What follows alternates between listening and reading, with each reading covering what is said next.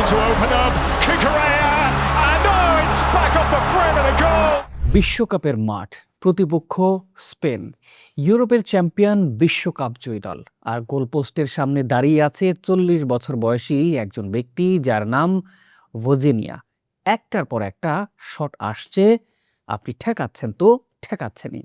শেষ বাঁশি বাজলো, স্কোর 0-0। মাত্র 5 লাখ মানুষের ছোট্ট একটা দ্বীপরাষ্ট্র স্পেনকে আটকে দিয়েছে। ঠিক এই মুহূর্তে আপনি কি করবেন? উৎসব করবেন, নাচবেন, চিৎকার করবেন? কিন্তু কেপ ভার্দের গোলরক্ষক ভোজিনিয়া বসে পড়লেন হাঁটু গেড়ে, 2 হাত দিয়ে মুখ ঢেকে কাঁদতে শুরু করলেন অঝরে। সেই কান্নার পেছনে আছে একটা গল্প, যে গল্প শুধু ফুটবলেরই না, যে গল্প মানুষের। প্রিয় দর্শক, আজকের এই এক্সপ্লেইনারে আমরা সেই গল্পটাই তুলে আনার চেষ্টা করব। তো চলুন শুরু করা যাক। সাথে আছি আমি শাহাদাত হোসেন। আগে একটু পরিচয় করিয়ে দিই। কেপ ভার্দে আফ্রিকার পশ্চিম উপকূলে আটলান্টিক মহাসাগরের মাঝে ছোট্ট একটা দ্বীপপুঞ্জ। জনসংখ্যা মাত্র 5-6 লাখের মতো। ফুটবলের বিশ্বমঞ্চে এই দেশটা একেবারেই নতুন। এবারই প্রথমবার বিশ্বকাপে অংশ নিচ্ছে তারা। আর তাদের গোলরক্ষক ভোজিনিয়া, বয়স 40 বছর। আন্তর্জাতিক ফুটবলে 40 বছর বয়সে গোলপোস্ট আগলানো এটাই একটা বিরল ঘটনা। কিন্তু শুধু বয়সটাই তার গল্পের মূল বিষয় না। আটলান্টায় অনুষ্ঠিত সেই ম্যাচে স্পেন 27টি শট নিয়েছিল।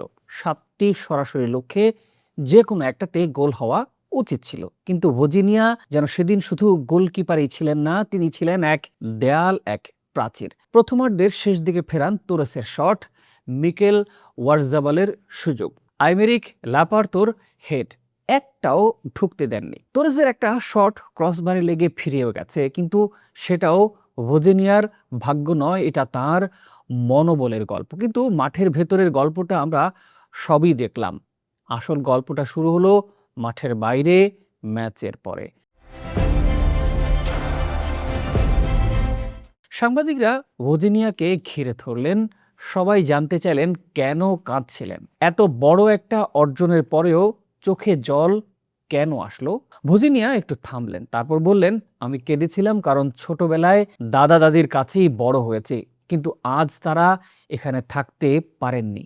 কয়েক বছর আগে তারা মারা গেছেন। এটুকু বলেই থামলেন। আবার বললেন, আমার মাও এখানে থাকতে পারেননি। ভিসা সংক্রান্ত জটিলতা আর প্রয়োজনীয় অর্থের অভাবে সময় মতো সব ব্যবস্থা করা সম্ভব হয়নি।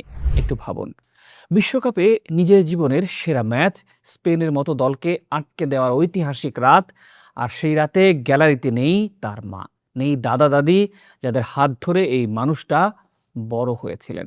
কান্না কি তাহলে শুধু আবেগেরই ছিল?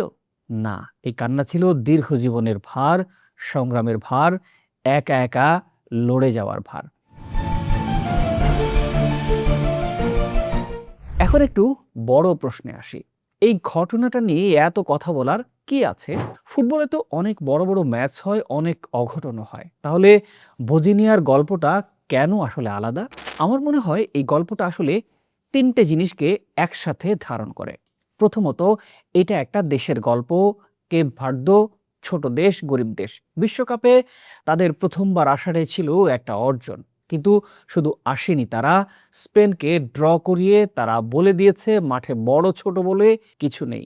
এটা কেপ ভার্দের 5-6 লাখ মানুষের জন্য শুধু একটা পয়েন্টই নয়, এটা একটা গর্ব, এটা পরিচয়। দ্বিতীয়ত, এটা বয়সের বিরুদ্ধে লড়াইয়ের এক গল্প। 40 বছর বয়সে বিশ্বকাপে খেলা, এই বয়সে অনেক গোলকিপার অবসর নিয়ে টিভিতে ধারাভাষ্য দেন। ভোজিনিয়া এই বয়সে বিশ্বের সেরা দলের বিপক্ষে অপরাজয় থাকলেন। এটা শুধু শারীরিক সক্ষমতার ব্যাপারই না, এটা মানসিক শক্তির এক ব্যাপার। তৃতীয়ত এবং সবশেষ গুরুত্বপূর্ণ বিষয় হলো, এটা একটা মানুষের গল্প।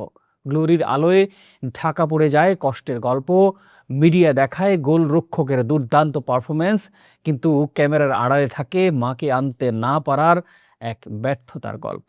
ভিসার জটিলতা, টাকার অভাব, দাদা দাদির কবর। এই মুহূর্তটা আমাদের মনে করিয়ে দেয় যে আমরা যাদের হিরো বলি তারাও মানুষ, তাদেরও ব্যক্তিগত ক্ষত আছে, ব্যক্তিগত শূন্যতাও আছে।